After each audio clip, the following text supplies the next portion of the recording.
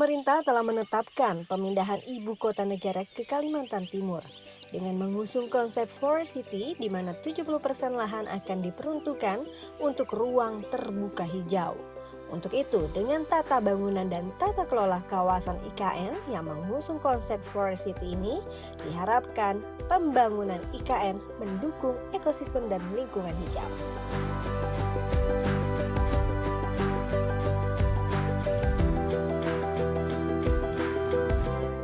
Pertama begini, kan yang pertama sudah harus ada visi pengembangannya, dia akan sebagai kota apa. Jadi konsep dan gagasannya itu kan ada Forest City, Smart Transportation, dan sebagainya.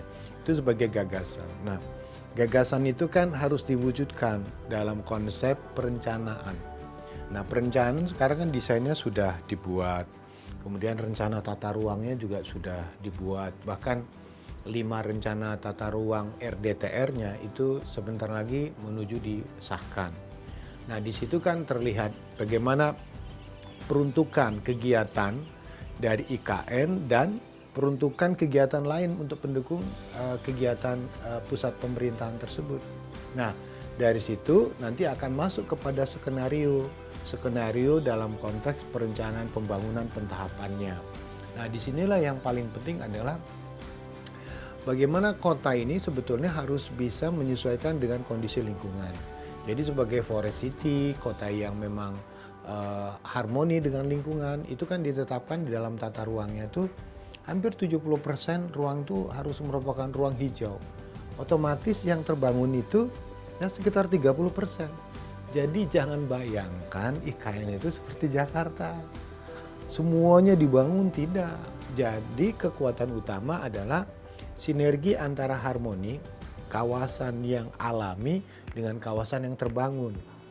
Kedua, dalam konteks untuk menekan polusi misalnya, itu kan diupayakan seperti konsep dekarbonisasi untuk mengurangi polusi misalnya dengan transportasi cerdas, dengan penggunaan energi listrik, kemudian juga bangunannya itu juga yang smart building, yang green building. Jadi harmonisasinya di dalam. Kemudian juga ada gagasan bagaimana kota ini juga ramah kepada pejalan kaki. Integrasi antara fungsi-fungsi bangunan dengan sistem pelayanan yang ada. Nah, dari hal tersebutlah gagasan, kemudian konsepnya, kemudian bagaimana rencana-rencana itu dimulai. Nah, kita ketahui bahwa pada tahap awal ini kan pemerintah mempush di tahun 2022 ini, 2003 hingga 2004 itu ada sesuatu yang terwujud di lapangan. Seperti kita ketahui melalui Kementerian PUPR, karena di tim otorita ini kan belum sepenuhnya SOTK-nya ya, struktur organisasi dan tata kerjanya terbentuk. Dia akan operasional pada bulan Januari 2023. Nah, ada tim yang merupakan dukungan dari semua kementerian kelembagaan dalam konteks satuan tugas pelaksananya itu. Nah, untuk wujud pertama itu sudah dibangunlah infrastruktur dasarnya yang akan segera dimulai ini. Nah, di situ prinsip-prinsip dasar dalam konteks mendukung gagasannya sudah mulai dijalankan. Nah, yang paling penting dalam hal ini adalah pola sinergi antar kelembagaan, kemudian ditambah juga dengan dukungan partisipasi masyarakat. Karena kita ketahui bahwa di tempat tersebut itu kan tidak sepenuhnya kawasan yang kosong, ada juga penduduk yang sudah tinggal di sana. Nah, bagaimana mereka yang ada di sana itu ibaratnya tidak ada relokasi lah, tapi bagaimana mereka diberdayakan. Jadi yang new dan old, yang lama dan baru itu tidak perlu dibenturkan. Jadi akan terjadi harmoni antara pembangunan berwajah perkotaan dengan pembangunan yang berwajah kepada wilayah rural, pedesaan. Tapi pedesaan yang bagaimana? Pedesaan yang maju, pedesaan yang memang smart village ya, dengan kemampuan sumber daya yang bisa mengimbangi. Karena bagaimanapun kita tidak mengharapkan adanya terjadi bentuk ketimpangan ya, ketimpangan antar wilayah, ketimpangan secara sumber daya manusia. Nah, sejak awal inilah penguatan kepada unsur masyarakat itu sudah dilakukan. Jadi jangan sampai ketika nanti pendatangnya masuk, pekerjanya masuk, otomatis mereka yang penduduk asli tidak bisa apa-apa ya, kalah dengan pendatang. Nah, gap itu. Jadi di dalam konteks pengembangan IKN itu betul-betul mencoba membangun wujud kota yang maju, yang modern, kota yang betul-betul mengedepankan sisi kemampuan teknologi, sisi kemampuan tentang informasi yang betul-betul dihandalkan, dengan kota yang betul-betul menjaga ekosistem lingkungan. Jadi harmoni antara terbangun dan alami betul-betul dijaga di dalamnya.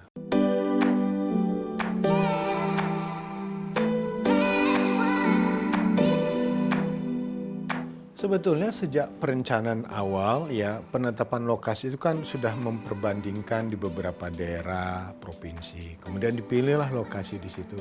Nah, awalnya kan jelas mitigasi bencana menjadi kata kunci. Mitigasi bencana itu misalnya apakah ada masalah potensi kegempaan. Jakarta memang ada potensi kegempaan, misalkan Jawa dan sebagainya. Nah, Kalimantan itu kan tidak ada gunung berapi, otomatis dari zero accident dalam konteks kebencanaan secara geologis misalnya itu sudah dipertimbangkan, geotekniknya sudah dipertimbangkan, tidak ada itu. Kedua dari potensi hidrometeorologis misalnya kan, masalah banjir. Kita ketahui memang ada isu ada banjir di mana, tapi kan bukan di IKN-nya. Itu juga perlu kita coba menjaga bagaimana wilayah ini tidak terkena dampak banjir, apalagi kalau misalnya memperhatikan tentang potensi hujan ekstrim yang sering terjadi. Kemudian juga yang tidak kalah pentingnya adalah persoalan kebencanaan, misalnya kebakaran hutan, itu juga sudah ini. Nah, ada PR yang besar, misalnya contoh, kalau di kawasan inti, di pusat pemerintahan, misalnya di WP IKN ya, kemudian ada WP Timur, Barat dan sebagainya. Tapi ada satu WP juga yang sebetulnya di situ ada ditemukan kawasan bekas tambang. Nah, itu pun sebetulnya tidak bagian menjadi kawasan intinya. Tapi bagaimana sebagai bagian dari wilayah ibu kota negara itu harus ada program dalam konteks merevitalisasi atau mereklamasi eks tambang itu bisa lebih jauh. Nah, yang menarik lagi juga konsepnya bagaimana dalam aspek program reboisasi. Jadi IKN pun adalah dalam konteks menambah atau merehab jumlah hutan. Nah, jadi jangan kesan, oh di kawasan hutan, menghilangkan sekian pohon dan sebagainya. Justru dalam konteks ini, programnya sudah dicadangkan. Bahkan untuk mengantisipasi microclimate yang terkait dengan suhu, memang harus diakui, nah, suhunya agak tinggi sekarang ini kan, tapi bagaimana nanti pada koridor misalnya sumbu kebangsaan itu ada kanopi atau ada pohon-pohon dengan vegetasi hijau yang mampu mereduksi masalah suhu udara. Kan bagaimanapun orang kita itu mau berjalan kaki kalau misalnya adem, tidak terlalu panas, sejuk, ruangnya terbuka gitu. Jadi sekarang kan ada pusat nursery juga yang dikembangkan untuk mencari tanaman-tanaman endemi yang sesuai dengan hutan di sana. Nah, ibaratnya kita ingin membangun ya konsep forest city itu adalah yang memang inilah, itu nggak ditemukan di tempat lain kan. Jadi otomatis kita tidak bisa membayangkan bahwa seakan-akan IKN Nusantara itu seperti kota-kota yang kita bayangkan sebelumnya. Jadi konsepnya itu bisa dikatakan beauty city lah. Nah, jadi kota yang sebetulnya tidak perlu besar, tapi cantik, menarik, efisien, kemudian ramah kepada lingkungan, pejalan kaki, ramah kepada transportasi, dan juga yang sangat menarik misalnya diharapkan nanti desain bangunannya itu pun menggunakan katakanlah smart teknologi ya, untuk tidak terlalu boros energi.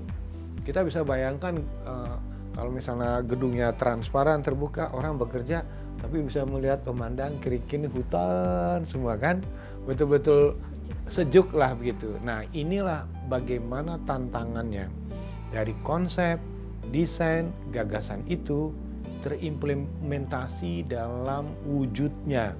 Dan itu memang perlu kerja keras, perlu sinergi, perlu kolaborasi.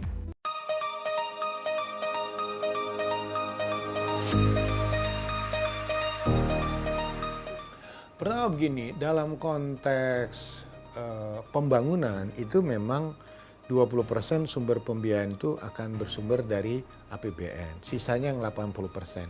Kata kolaborasi itu di sini nih, yang 80%. Peminatnya sudah banyak yang ingin berpartisipasi dari gagasan, rencana, bantuan, dan sebagainya. Tapi untuk sampai ke sana kan harus ada tata cara, mekanisme, bagaimana pola investasinya, pola kolaborasinya, ya kan? Nah, disinilah sebetulnya otorita itu sudah mengeluarkan kebijakannya one map, one policy, one planning, ya kan? Nah, jadi dengan konsep satu peta, satu rencana, satu aksi, ya, itu diharapkan informasi itu bisa lengkap. Nah, untuk membentuk dalam konteks pembangunannya, itu kan sudah dibentuk badan usaha otorita yang akhirnya akan mengadopsi salah satu BUMN yaitu PT Bina Karya misalnya. Itu cikal bakal. Repurpose-nya sedang diperbaiki, ini kan akan dirubah peraturannya. Jadi ibaratnya untuk akselerasi percepatan bagaimana porsi yang 80% itu bisa membackup ya. Jadi kan tidak mulai dari nol lah ya. Kalau orang ke PSBU dari nol ya Mas, nah, kita enggak. Tapi bagaimana caranya itu bisa dipercepat badan usahanya. Nah, kita nanti berharap secara pengorganisasian dia bisa diwujudkan, kemudian secara bisnis pun bisa jalan. Jadi pola penyelenggaraan dilakukan karena juga harus diingat kepada masyarakat bahwa sampai sekarang ini sebetulnya tugasnya otorita kan pada perencanaan, pada pembangunan, pada pengawasannya, pada pemindahan, tapi belum pada mekanisme penyelenggaraan sebagai badan otoritas yang mengelola wilayah itu nanti pada tahun 2024 ketika resmi pindah ke sana penyelenggaraan sistem. Nah, sekarang pada konteks perencanaan, pemindahan dan pembangunan inilah yang diisi. Nah, sekarang untuk mempertegas itu akan dibuat bersama BKPM tentang tata cara mekanisme investasi di kawasan IKN. Karena kita ketahui IKN itu kan sebagian besar arealnya adalah menjadi badan aset pemerintah ya, atau aset yang di bawah pengelolaan otorita. Jadi otomatis mungkin tidak seperti di tempat lain ketika pembangunan itu lama karena pembebasan tanah, ya kan? Sekarang bagaimana mekanisme tata kelola pemanfaatan lahan yang ada di sana jika sepenuhnya nanti dikelola oleh badan otorita.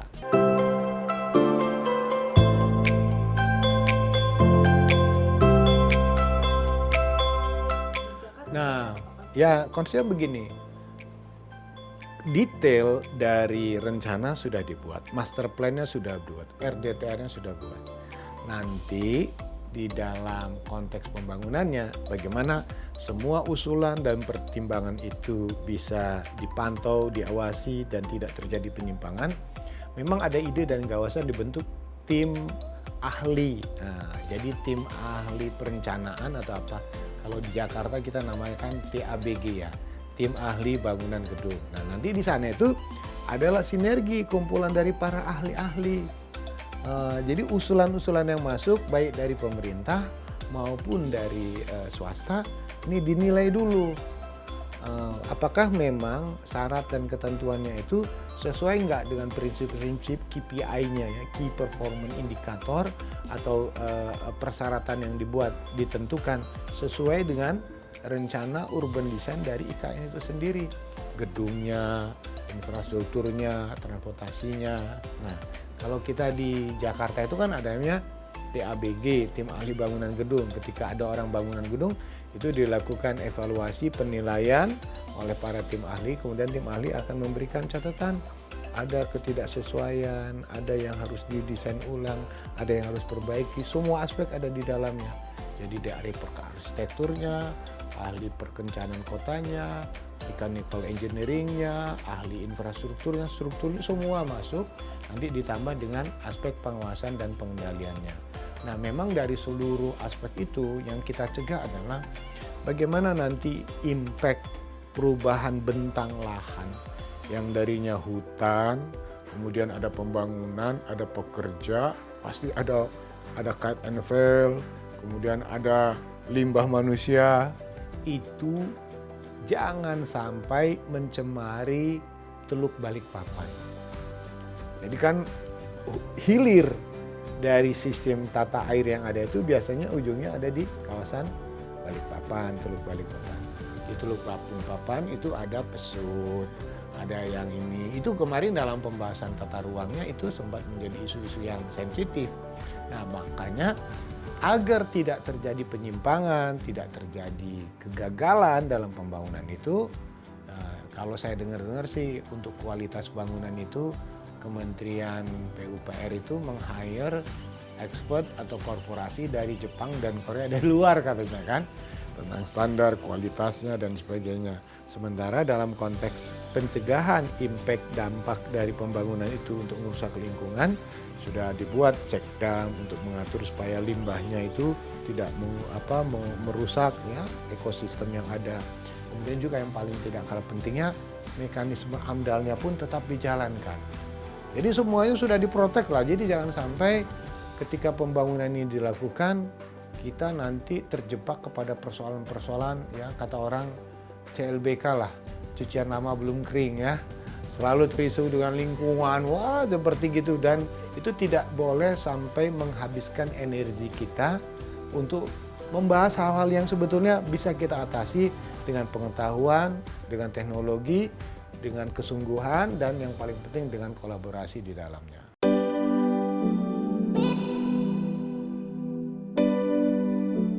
Begini, sebagai penutup bahwa sekali lagi bahwa IKN itu adalah kota kita bersama.